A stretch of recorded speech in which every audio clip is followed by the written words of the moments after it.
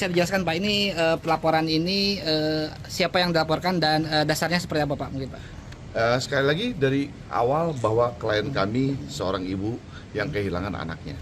Artinya bahwa dia melapor sebagai korban yang telah kehilangan anaknya. Jadi patut diduga akan adanya kelalaian dan pembiaran di sini. Maka klien kami menguasakan kepada kami untuk melapor saudara AS. Kan saudara AS dengan laporan polisinya nih, coba lihat nomor berapa tuh?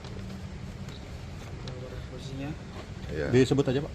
Disebut aja. Laporan polisi nomor? Nomor berapa laporan polisinya itu? STTPL B 106 garis miring 2/2026 SPKT Polres Sukabumi, Polda Jawa Barat. Oh, AS ini siapa Pak? Bisa dipertegas nggak? Ya kan AS ini adalah ayah Kandung. daripada almarhum Nizam gitu. Bahwa dia menuliskan status di statusnya dia jangan percaya kepada ibu kandung. Artinya kenapa? Kan bahwa dia bilang walaupun dulu dulu bersama dengan ibunya saya membiayai. Ya di belahan dunia manapun juga yang namanya laki pasti membiayai anaknya.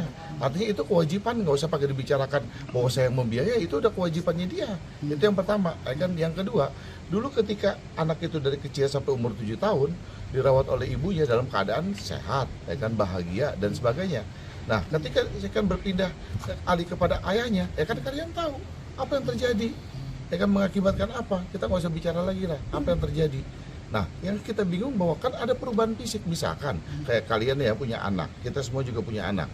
Misalkan kita ketemu pagi anak kita, totonya sore anak kita ada perubahan fisiknya apa? Misalkan, jatuh, luka atau gimana? Kita kan pasti tanya, tuh kenapa lukanya? Gitu loh. Kan kenapa jatuh atau main bola atau main sepeda? Lah ini kenapa pembiarannya terlalu lama? Gitu loh. Ini pembiaran terlalu lama. Nah, artinya bahwa kemarin ketika diminta dibawa ke rumah sakit, dia jawabnya apa tuh? Belum ada waktu, masih sibuk. Belum ada waktu sampai sibuk. Terus kalau apa? Kalaupun meninggal, ikhlaskan lah. Berarti secara tidak langsung ada pembiaran dari ayah. Nah itu dia. Artinya bahwa itu kan dugaan pembunuhan berencana itu kan kepada ibu tirinya. Kepada ibu tirinya, kita oke. laporkan dugaan berencana. Nah kan kalau kepada ayah sendiri kita laporkannya itu adalah kelalaian, kan pembiaran, kan lalu penelantaran. Itu yang kita laporkan sendiri. Nah Pak, sebenarnya yang kalau ayah dari almarhum ini suka memberikan kesempatan nggak sih untuk bertemu sama ibu kandungnya ini Pak? Gini, kan sudah 4 tahun, kan ibu kandungnya tidak bertemu kepada anaknya. Kenapa? Kan gitu loh. Karena dihalang-halangi. Bahkan diceritakan apa? Katanya sudah meninggal. Kan bahwa ibunya diceritakan sudah meninggal. Lalu kenapa ibunya kan tidak berupaya mencari anaknya? Karena traumatik. Kan ibunya ini menderita trauma dari mulai mengandung sudah KDRT gitu loh, sudah KDRT. Kan seperti apa KDRT-nya? Yang rambutnya diapain tuh? Dipotong pakai golok. Dipotong pakai golok. Dipotong pakai golok Pak? Iya, rambutnya dipotong pakai golok, terus yang lain-lainnya lah, kan hal-hal yang lain-lainnya. Artinya bahwa akhirnya klien kami menderita trauma. Lah kalau orang trauma kan nanti kalau mau nyamperin anaknya karena tahu mantan suaminya seperti itu tipikalnya. Kalau terjadi apa-apa bagaimana? Akhirnya udahlah, kan pasrah aja gitu ya Teh ya. Tuh, pasrah aja. Ya Pak, mungkin bisa dipertegas harapan dari laporan ini seperti apa Pak? Harapannya sebenarnya? Harapannya? Ya. Ya harapannya segera proses ya? segera proses dengan cepat.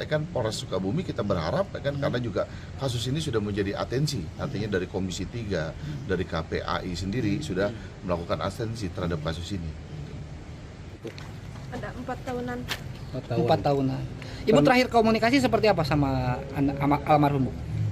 Terakhir komunikasi 4 tahun yang lalu nggak ada komunikasi sama sekali. Nggak sama komunikasi sekali. Alasannya apa katanya Bu? Alasannya emang dibatas-batasi sama ayah. Selama ini Ibu berarti ada di mana Bu? Ada di Cianjur, Di Pak. Cianjur. Tapi tahu Bu anak ibu pesantren? Iya, tahu. Pernah jenguk Bu? Ibu yang ngantarin. Saya yang antar ke pesantren Cuma ngantar doang. Di 4 tahun yang lalu itu. di 4 tahun yang lalu. Bu, itu kan kata ibu tirinya kan sakit ya, benar nggak Bu? Sakit apa? Darah atau apa gitu? Leukemia? Kimia ya Bu? Kata ibu tirinya mah. Gitu. Kalau menurut Ibu? Menurut saya ada kejanggalan. Gitu. kejanggalan Bu ya. Bu, mungkin bisa diceritakan Bu sedikit gimana sih karakter dari ayah almarhum ini selama bersama ibu gitu Bu. Ya, Katanya sama- mungkin temperamental atau dan Ya, lain sebagainya, ya. mungkin bisa diceritakan. Iya juga temperamental. Apa yang pernah diderita KDRT ibu waktu dulu Bu? Sering dipukul, sering dijambak gitu.